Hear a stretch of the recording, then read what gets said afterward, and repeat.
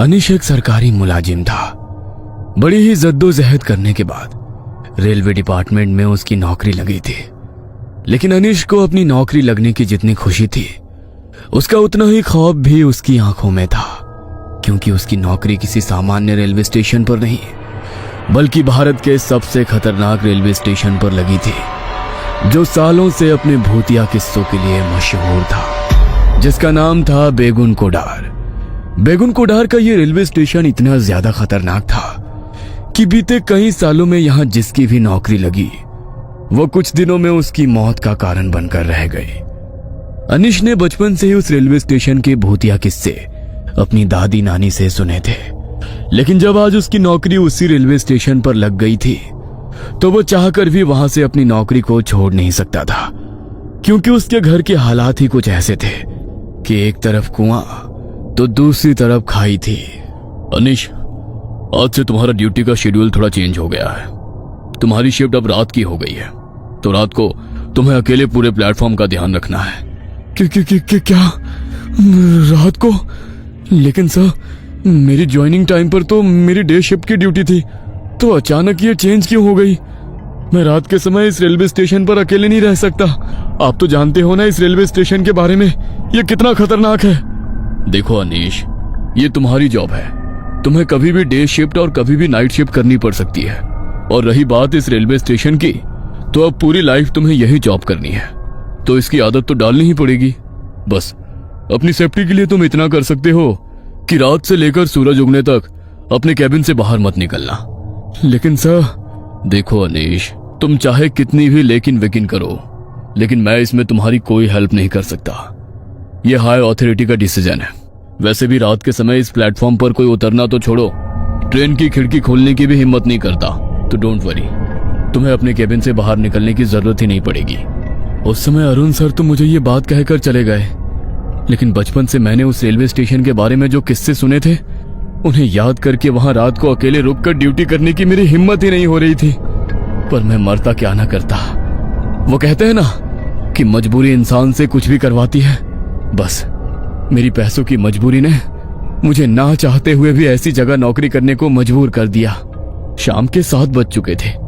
रात के 10 बजे से मेरी शिफ्ट शुरू होने वाली थी, तो मैं तैयार होकर अपने क्वार्टर से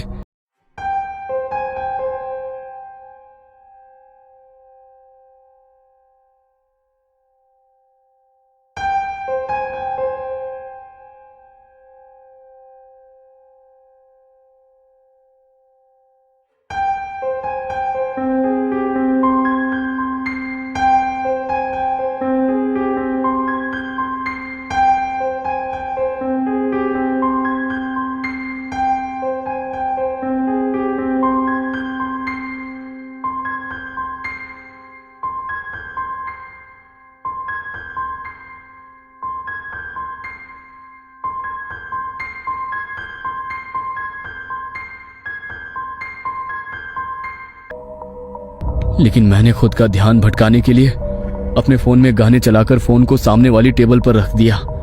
अपनी आंखें बंद करके कुर्सी पर सर रखकर लेट गया। तभी मुझे ऐसा लगा कि कोई है जो एक बड़ी ही अजीब सी आवाज में मेरा नाम पुकार रहा है, अनीश, अनीश। जैसे ही मेरे कानों में वो आवाज पड़ी, तो अचानक मैंने अपनी आंखें खोली।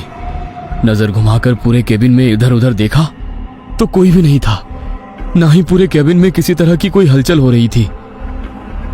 यह देखकर मैं थोड़ा रिलैक्स हो गया। फोन में कोई बोरिंग सा गाना चल पड़ा, जो मैंने अपनी जिंदगी में आज से पहले कभी सुना नहीं। उस गाने की भाषा और आवाज भी कुछ अजीब थी। अचानक वो आवाज अपने आप बहुत तेज होने लगी। उसे सुनकर ऐसा लगा कि मानो मेरे कान के पर्दे फट जाएंगे। मैंने गाना बंद करने के लिए जैसे ही हाथ में अपना फोन उठाया, तो मेरे फोन की पूरी स्क्रीन बिल्कुल ब्लैक हो गई। मैंने पावर बटन से फोन को स्विच ऑफ करने की कोशिश की, लेकिन मेरा फोन अचानक ऐसा हो गया कि मैं उसे ऑफ ही नहीं कर पाया। उस आवाज से परेशान होकर मैंने अपने कानों को अपने दोनों हाथों से भींच लिया। तभी अचानक सब कुछ एकदम शांत हो गया। मैंने जैसे ही अपनी आंखें खोली, तो मुझे ऐसा लगा कि मेरे केबिन के दरवाजे को मानो जैसे कोई बहुत जोर से खटखटा रहा हो। लेकिन इतनी रात को पूरे प्लेटफॉर्म पर मेरे अलावा तो कोई और था ही नहीं। तो फिर आखिर मेरे केबिन का दरवाजा कौन खटखटा रहा है?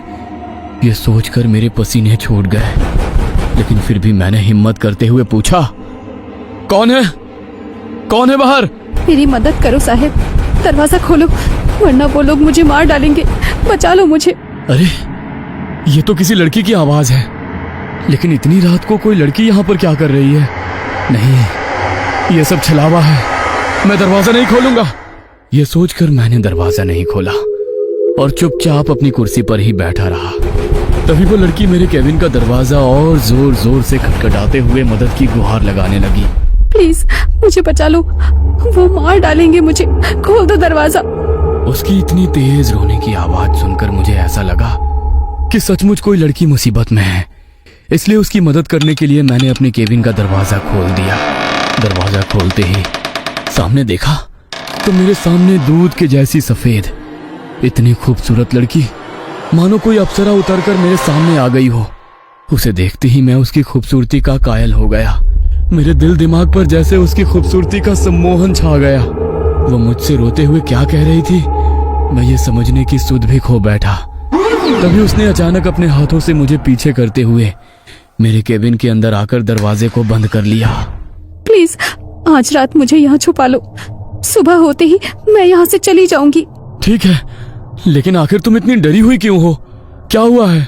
देखो, अगर तुम्हें कोई मदद चाहिए तो मैं पुलिस को इन्फॉर्म कर सकता हूँ। नहीं प्लीज, तुम किसी को मत बुलाना। मैं आज रात गोपाल के साथ भागने वाली थी। बहुत प्यार करते हैं हम दोनों एक दूसरे से, लेकिन ये बात मेरे बापू को पता लग गई। गोपाल तो किसी तरह यहाँ से निकल गया, लेकिन मैं यहीं रह गई। कल सुबह गोपाल मुझे लेने आएगा तो मैं उसके साथ यहाँ से चली जाऊंगी, लेकिन सुबह होने तक मेरी मदद कर दो। अगर मेरे घर वालों ने मुझे ढूंढ लिया तो वो मुझे जान से मार देंगे। मैं इसीलिए यहाँ पर आई, क्योंकि इतनी रात को डर के मारे कोई भी मुझे यहाँ ढूंढने नहीं आएगा। मेरी मदद करोगे ना? हाँ ठीक है, तुम चिंता मत करो, लेकिन लगता है कि तुम्हें ठंड लग रही है। जब से आई हो कपकपा रही हो। तुम यहाँ बैठ जाओ, तब तक मैं तुम्हारे लिए चाय लेकर आता हूँ, तुम्हें अच्छा लगेगा। जी। उसे वहां बैठाकर मैं केबिन के किचन में उसके लिए चाय बनाने चला गया।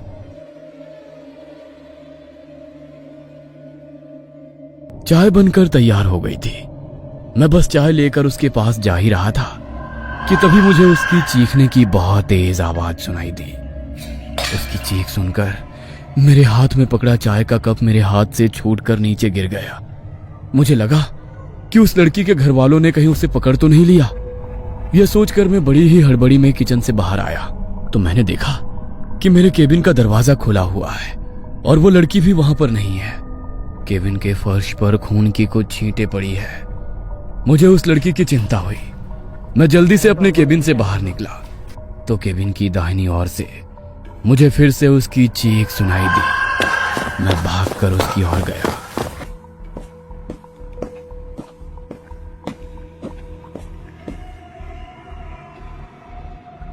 तो देखा वो लड़की जमीन पर बैठी हुई है। उसकी पीठ मेरी तरफ थी।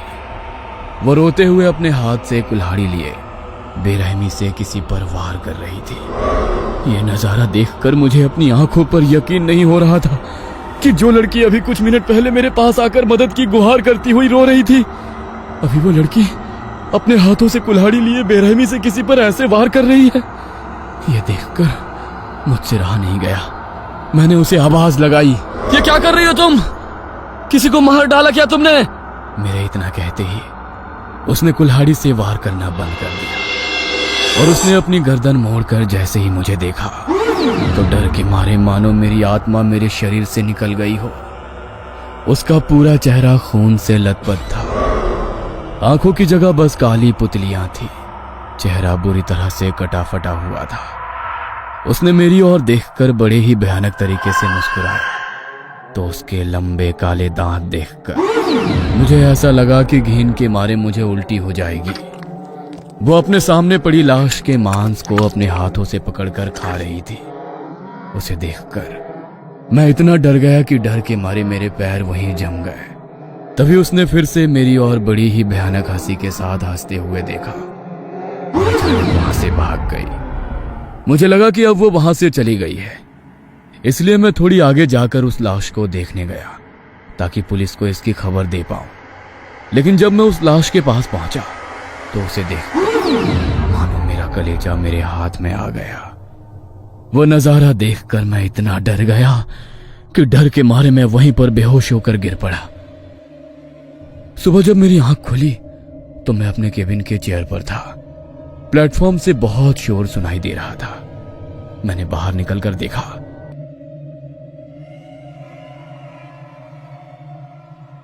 तो प्लेटफॉर्म पर काफी सारे लोगों का जमावड़ा लगा हुआ था।